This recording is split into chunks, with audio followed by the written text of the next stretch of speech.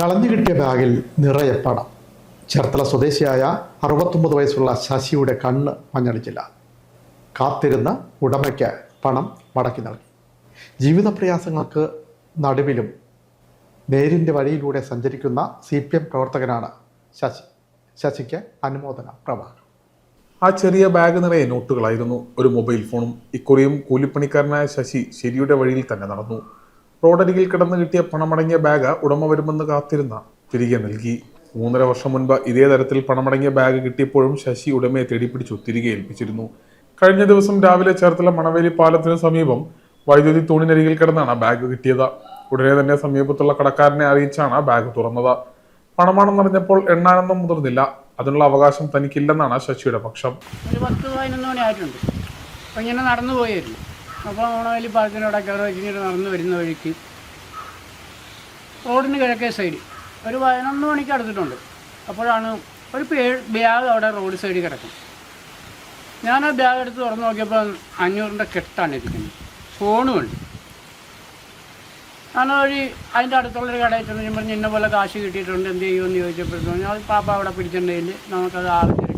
ഞാൻ അങ്ങനെ ആ 2 കടയിൽ സാക്ഷികൾ വേണ്ട അവരെ ഏർപ്പെടുത്തി ഞാൻ ആ കാശുമായിട്ട് അവിടെ നിന്ന് കഴിഞ്ഞ് ഒരു 3/4 മണിക്കൂർ കഴിഞ്ഞപ്പോഴത്തേക്ക് ഒരു പെൺകുട്ടി സ്കൂട്ടറ് വളരെ വേഗത്തിൽ കരഞ്ഞുകൊണ്ട് റോഡ് സൈഡിൽ നിൽക്കുന്നവരോടൊക്കെ ഇങ്ങനെ ചോദിച്ചുകൊണ്ട് വരികയാണ്, പൈസ കിട്ടിയ ബാഗ് കിട്ടിയാണ്.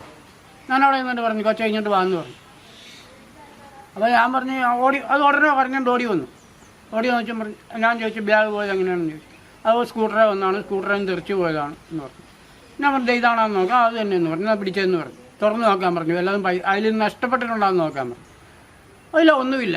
അപ്പോൾ എന്നോട് പറഞ്ഞു ശരി എന്തെങ്കിലും എടുക്കാം. ഞാൻ പറഞ്ഞു നിങ്ങളുടെ 5 പൈസ എനിക്ക് വേണ്ട, അങ്ങനെയല്ല ഇങ്ങനെയല്ല എന്നൊക്കെ പറഞ്ഞ്. അത് ഞാൻ പറഞ്ഞു അതല്ല. ആ കൊച്ചു പറഞ്ഞു എങ്ങനെയല്ല അതാണ് ഇതാണെന്നൊക്കെ പറഞ്ഞു. ഒരു 500 നോട്ട് എടുത്ത് വന്ന് ഞാനത് മാറി ഒരു 200 രൂപ എടുത്ത് ബാക്കി 300 രൂപ കയ്യിലേക്കും കൊടുത്തു. അത് വളരെ സന്തോഷമായിട്ട് തന്നെ ആ കൊച്ചു പോവുകയും ചെയ്തു. അപ്പോൾ തിരക്കിയ പറഞ്ഞ് ഈ ലോൺ എടുത്ത പൈസയൊക്കെ അടയ്ക്കാനായിട്ട് ബാങ്കിൽ പൈസ സ്വർണം പണയം വെച്ചിട്ട് വന്ന് മേടിച്ച പൈസയാണ് അത്. അതാണ് എന്ന് പറഞ്ഞു. ഞാൻ പറഞ്ഞു കൊച്ചാ പൈസയൊക്കെ നിങ്ങളൊക്കെ പോകുമ്പോൾ അത് ഇച്ചിരി ശ്രദ്ധയോട് കൊണ്ടുപോകണം. സാമ്പത്തികമൊക്കെ കൊണ്ടുപോകുമ്പോൾ നമ്മൾ അത് വളരെ ശ്രദ്ധയോടുകൂടി തന്നെ പോകണം എന്ന് പറഞ്ഞ് ആ കാര്യങ്ങളൊക്കെ പറഞ്ഞ് അത് വളരെ സന്തോഷത്തോട് പോവുകയും ചെയ്തു.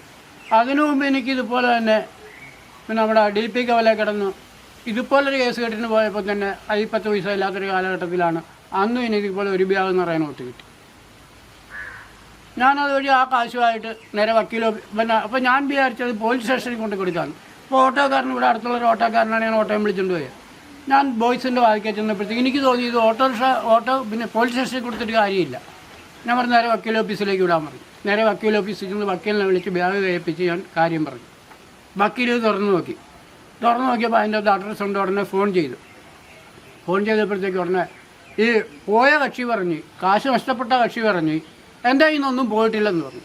വക്കീൽ ഉടനെ അത് എൻ്റെ കയ്യിലേക്ക് വന്നിട്ട് ഇരിക്കട്ടെ എന്ന് പറഞ്ഞു. ഒരു 10 മിനിറ്റ് കഴിഞ്ഞപ്പോഴത്തേക്ക് തിരിച്ചൊരു വിളി വന്നു. അയ്യോ എൻ്റെ കയ്യിൽ നിന്ന് ഇന്ന പോലെ നഷ്ടപ്പെട്ടിട്ടുണ്ട്.